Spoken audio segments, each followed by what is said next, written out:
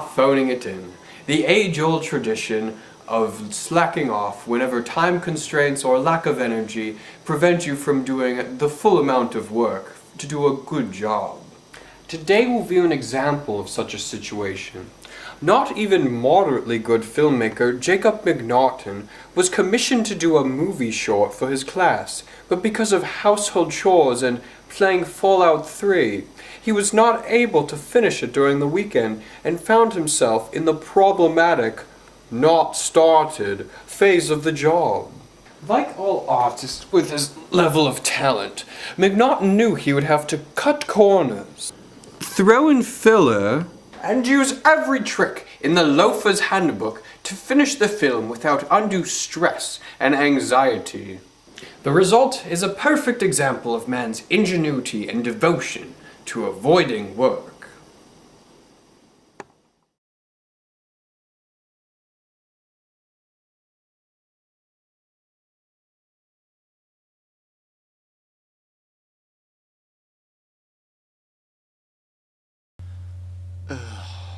This town.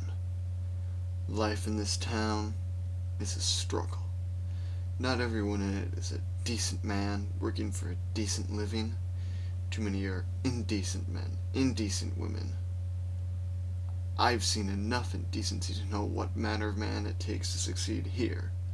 It's a Darwinian urban jungle, and some people are not the fittest.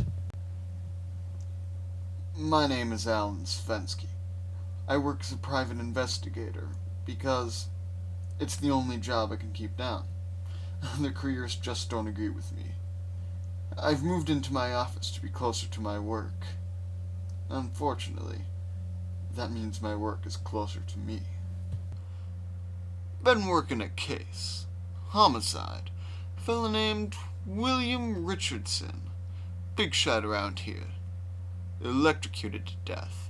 One of the prettier ways to go, I suppose. Doesn't leave a mess.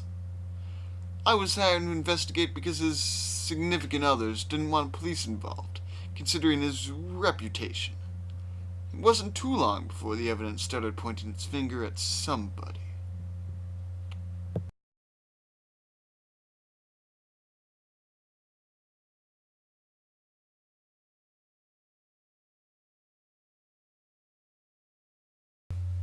Jason Jackson. I've run into him before. Quite the piece of work. I may not know why he fried Richardson, but I know exactly where his base of operations is. And I've spent the better part of this afternoon planning a raid on it. Every freelance detective needs an assistant.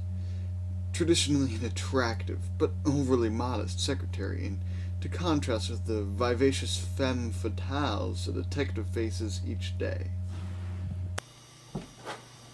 Yeah? That's something else I lack. Warehouse strip soon. Everything ready? Alright, just gotta start the car. Good. Give me 5 minutes. Alright. That was my partner, Ha-Ching. I call him Frank. Good kid, works hard. I don't trust him for a second. Jackson better be on the alert, because I'm on my way. After I finish this sandwich.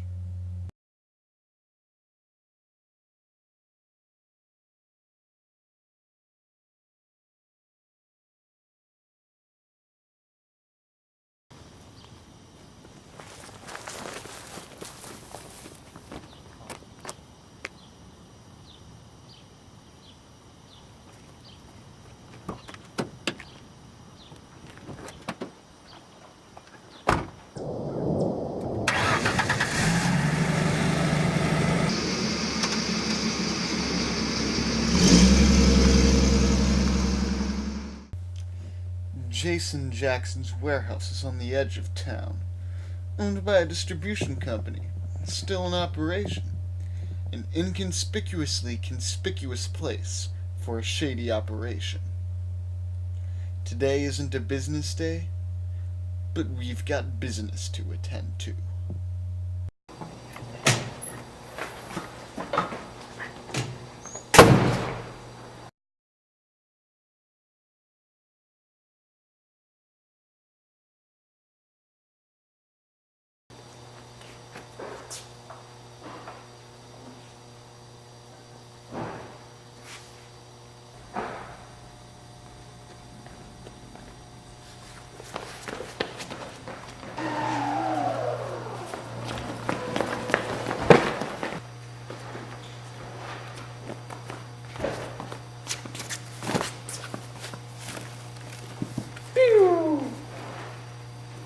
Pew pew!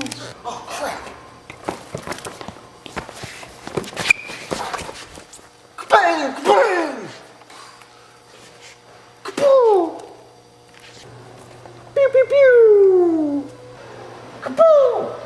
You can't win, Jackson. There's two of us, and your hideout is inexplicably henchman-free. Woo! I can hold out all day, Svenski. You're all angst and no attack. You'll never survive my warehouse of pain.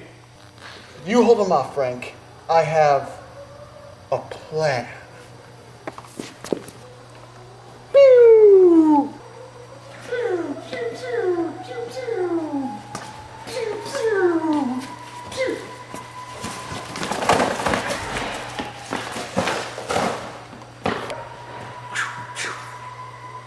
Pew, pew. Pew, pew.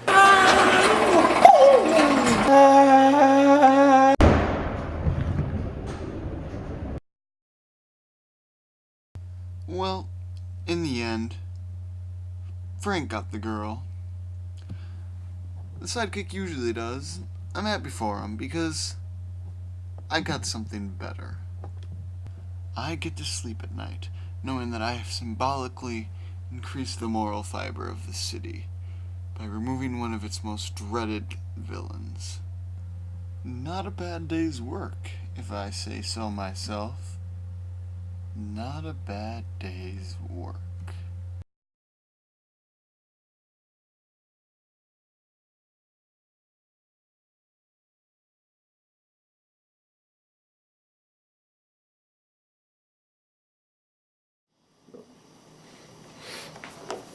Oh, that Jacob McNaughton is quite a character, isn't he? After cobbling together a near plotless film noir script, he didn't even bother to go to Savers and buy the ever-important detective's fedora. McNaughton then haphazardly shot scenes and recruited his cast from whoever was available. And some nice on-location filming made it look as though he had put forth some sort of effort.